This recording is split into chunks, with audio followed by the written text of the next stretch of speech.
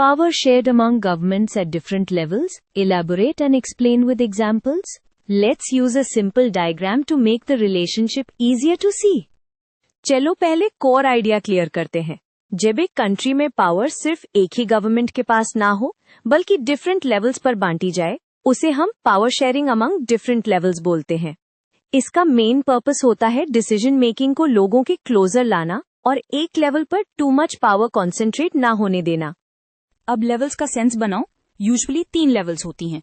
National level पूरे देश के इश्यूज देखता है, स्टेट लेवल अपने स्टेट के मैटर्स, और लोकल लेवल जैसे म्यूनिसिपैलिटीज और पंचायत्स अपने लोकेलिटी के डेली नीड्स। ये डिवीजन इसलिए लॉजिकल है क्योंकि हर प्रॉब्लम का स्केल डिफरेंट होता है। इम्पॉर्टेंट पॉइंट ये है कि पावर रैंडमली नहीं बांटी जाती, क्लियर सब्जेक्ट्स डिसाइड किए जाते हैं। कुछ टॉपिक्स नेशनल लेवल पर बेटर हैंडल होते हैं जैसे डिफेंस, कुछ स्टेट लेवल पर जैसे पुलिस, और कुछ लोकल लेवल पर जैसे सैनिटेशन। इससे कंफ्यूजन कम होता है और अकाउंटेबिलिटी क्लियर रहती है। अब एग्जाम्पल से पिक्चर बिल्कुल क्लियर हो जाएगी, स्पेशली इंडिया के कॉन्टेक्स्ट में। यूनियन गवर्नमेंट को नेशनल सिक्योरिटी और फॉरेन अफेयर्स जैसे मैटर्स मिलते हैं, स्टेट्स को लॉ एंड ऑर्डर और एग्रीकल्चर जैसे, और लोकल बॉडीज को वाटर सप्लाई, स्ट्रीट लाइट्स और लोकल रोड्स।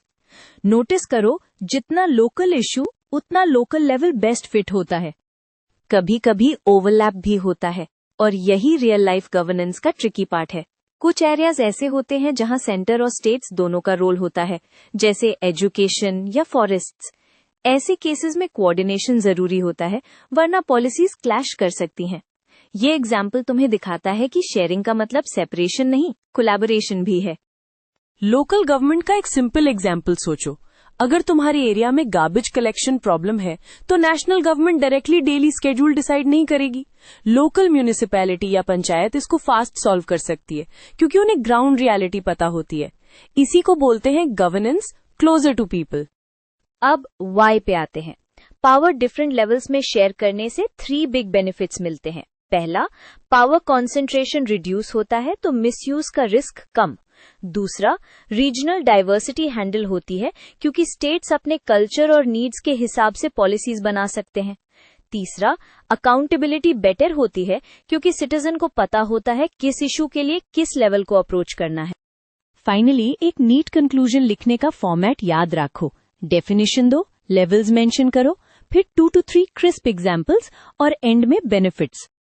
अगर तुम इंडिया का एग्जाम्पल दोगे, यूनियन, स्टेट, लोकल का क्लियरली मेंशन और 1 to 1 सब्जेक्ट एग्जाम्पल, तो आंसर स्ट्रांग हो जाता है। बस यही स्ट्रक्चर एग्जाम पे भी काम आएगा।